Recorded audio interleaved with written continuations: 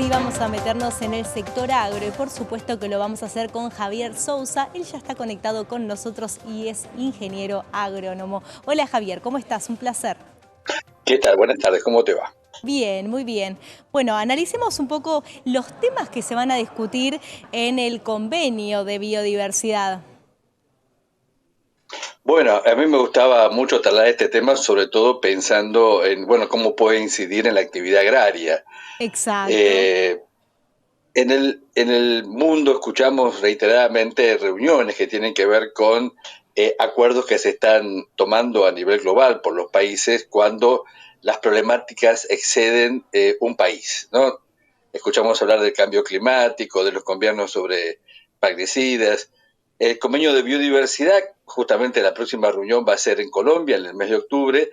Bueno, busca ponernos de acuerdo sobre nuestras prácticas en general, las agrícolas en particular, Sí. para reducir, ¿no?, el efecto de nuestras prácticas, de nuestra tecnología, en el impacto sobre la diversidad biológica. Diversidad biológica de la cual los seres humanos dependemos, por más que a veces lo ignoremos.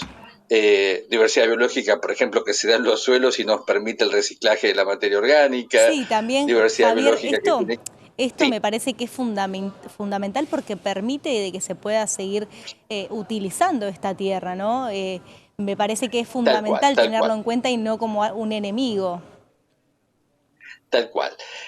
La naturaleza siempre se expresa a partir de la diversidad biológica. Sí, Nosotros con la agricultura vamos reduciendo esta diversidad biológica y de la diversidad depende la vida. Digo, las claro. plantas comestibles, las plantas tintorias, los árboles que permiten el reciclaje de la materia orgánica, los flujos de energía, el ciclo del agua, ¿no? Comprender la diversidad. Bueno, este convenio lo que busca es ponernos de acuerdo específicamente en su artículo A7, que me parece importante para tenerlo en cuenta, A ver. reducir los riesgos que trae el uso, dice claramente la normativa, los plaguicidas, reducir fundamentalmente el riesgo y tratar de ir reemplazando el uso de plaguicidas por estrategias y prácticas ecológicas, ¿no? Esto es lo que se va a discutir en principio, analizando el objetivo claramente, que es reducir el riesgo para toda la diversidad, y segundo, repensar las estrategias que podemos tener para ir reduciendo ese riesgo.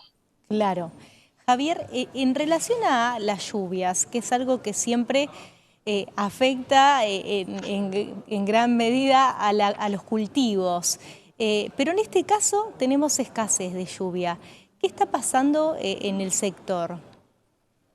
Bueno, viene muy en relación a lo que veníamos diciendo recién, Sí, ¿no? Digo, totalmente.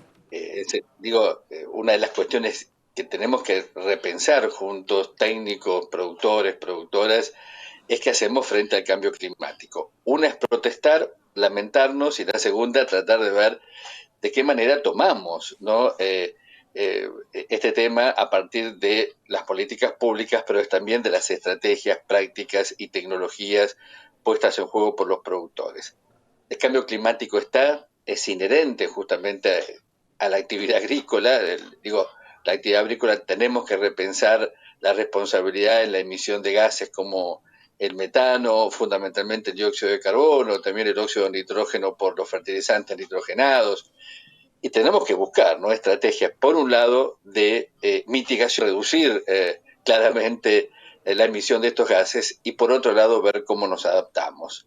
Esto es inherente a la actividad. ¿Sí? Tenemos que ir viendo, yo he participado de algunas actividades con productores en Santiago del Estero, de qué manera, ¿no?, podemos ir generando estrategias de adaptación. Por un lado, por ejemplo, para generar y dotar a los suelos de más materia orgánica. Sí, La siembra directa lo logra, pero también tenemos que ver qué cultivos hacemos, qué cultivos dejan buena cantidad de rastrojos, cómo dejamos rastrojos en superficie, cómo trabajamos los suelos fundamentalmente para que toda la lluvia que caiga entre al suelo y no se pierda claro. ni por evapotranspiración ni por erosión, ¿no? Digo, esto nos interpela. Y lo otro, bueno, ver de qué manera también a partir de las estrategias de siembra, las variedades de semilla, las fechas de siembra, podemos ir logrando esta adaptación. Trabajar Claro. con abonos, trabajar fundamentalmente con abonos verdes, muchos le dicen, yo a veces me niego a decir cultivo de servicio, ¿no? Los abonos verdes que son parte de la diversidad biológica, pero no plantarlos, dejarlos un tiempo y echarles un herbicida, como se dice ahora, quemarlos, no, sino Claro. tratar que los abonos verdes cumplan varias funciones, ¿no?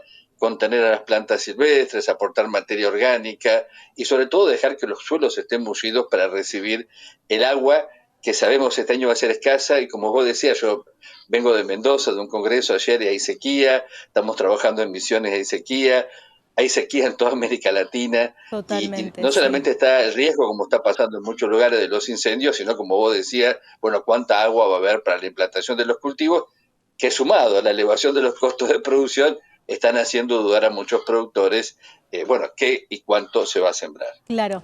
Javier, hace un ratito estábamos analizando con otro entrevistado el tema del RIGI. ¿Qué pasa con las inversiones, el régimen de incentivo a las grandes inversiones, donde generan grandes volúmenes de producción y por ende generan una gran contaminación al ambiente? ¿Cómo lo ven dentro del sector? ¿Es algo que lo ven como una buena posibilidad para la Argentina o una buena posibilidad pero que hay que controlarla? ¿Cómo lo ves, Javier? Yo creo que es eso, ¿no? Yo creo que es una buena posibilidad, pero hay que ver cuánto control se hace, ¿no? Tenemos muchos ejemplos.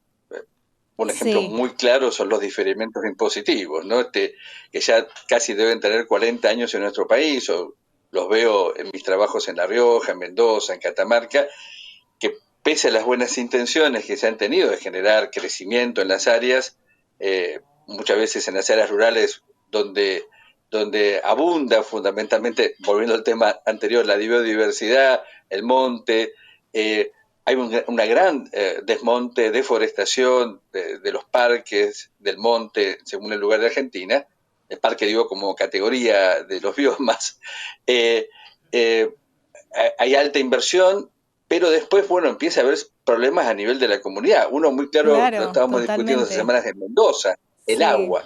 El agua es escasa. Bueno, cuando hay una gran inversión empieza a haber competencia por esa agua, ¿no? La total, contaminación, claro.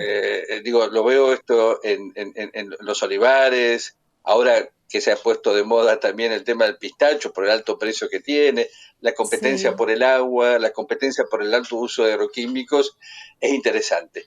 Y del RIGI yo tengo que decir también, hay una controversia grande que es la posibilidad de poner freno, ¿no? El RIGI en su versión original, yo no sé si fue finalmente aprobado, impedía que los municipios pudieran tener ordenanzas o reglamentos que, bueno, impidieran la generación de esta actividad. Y ahí también hay que repensar que es bueno que haya crecimiento y desarrollo en algunas áreas de nuestro país, pero también hay que pensar en el tema ambiental y pensar en los productores que están ahora, ¿no? Que muchas veces dependen del agua o que hacen cultivos ecológicos que no pueden estar contaminados con plaguicidas o que tienen que ver con los cultivos de alimentación. Yo claro. soy cauto en el tema de RIGI en el sentido de decir, está bien generar crecimiento en las áreas rurales de Argentina, pero tenemos que pensar la magnitud y sobre todo lo que hay, ¿no? Y no generar más competencia por el agua, el uso de la tierra, desmonte, porque ya sabemos las problemáticas que esto trae, ¿no? Totalmente, Javier. Y yo siempre me hago una pregunta, ¿qué pasa con estas empresas que empiezan a incorporar o a tener en cuenta, o estos empresarios productores del sector que empiezan a tener en cuenta esta ecología, a cuidar un poco los recursos naturales? ¿Lo intentan hacer por un tema del consumidor y para el afuera o lo intentan hacer porque de verdad hay una conciencia ciudadana? Mira, justo es un tema que estábamos discutiendo esta semana y Sí, hay para que pensemos. Yo trato justamente de charlar este tema. No solamente los productores familiares están buscando las producciones agroecológicas, también muchos productores empresarios. Y acá hay tres cosas en juego. A veces el bolsillo, y estamos viendo claramente que en la transición y cuando se consolida una producción agroecológica, los costos de producción son menores, y esto lo vemos y lo tenemos claro. claro en los análisis que hacemos. La segunda tiene que ver con los mejores precios, tanto a nivel externo como a nivel de Argentina. Y la última, muchos productores están pensando más, y esto está bueno, nos extenderíamos mucho, pero la tierra históricamente en Argentina, si uno toma a los migrantes y por lo menos hasta el año 70, se Sí, tomaba como un bien de herencia y se la cuidaba, ¿no? Y por eso yo cuando estudié agronomía estudiamos rotaciones, asociaciones y el cuidado de la tierra. Esto del 70 para acá casi se fue perdiendo, pero estamos viendo en algunas investigaciones la tercera, cuarta generación está volviendo al tema del cuidado de la tierra. Entonces vos tenés productores que se están volcando a la agroecología por una cuestión de costos, de ingresos, muchos lo están haciendo por una cuestión de mantener los bienes comunes naturales y también mucha gente lo hace por una cuestión espiritual, no dañar a los bienes comunes naturales. Ahí tenemos un abanico grande de por qué hay productores que están haciendo actividades ecológicas. totalmente. Y en cuanto a números, ¿cómo viene la producción, Javier? En cuanto a la agroecología, va avanzando. Sí, Nos cuesta muchas veces cuantificar la producción en cuanto a números claros, porque mucha de esta producción no pasa por canales oficiales o muchas veces claro. los censos no están Eso tomando también está la producción pasando. agroecológica, ¿no? Claro. Entonces, yo que vengo trabajando justamente en el tema agroecología hace más de 30 años, de los trabajos de campo, de la investigación, vemos que cada vez es mayor. Tanto dedicada al consumo interno como para la exportación. Argentina, por superficie, no de producción agroecológica, de producción orgánica, es uno de los principales productores, ¿no? Estamos hablando de Claro. carne orgánica, trigo orgánico, maíz orgánico, hortalizas, yerba, plantas medicinales. O sea, se está avanzando y yo diría en los últimos 30 años cada vez más, ¿no? En superficie y en producción. Y hoy tenemos producciones ecológicas de todo, fruta, yerba, té, fibras como el algodón, Y también considero, vinos, Javier, que es Argentina, algo que, Javier, también es algo que está exigiendo el consumidor, ¿no? Ya deja de ser algo, totalmente. digamos, ligado al productor y por mantener las tierras en las que produce, sino que el consumidor está Tal cual. exigiendo e incluso está consumiendo o cambiando las formas de consumo.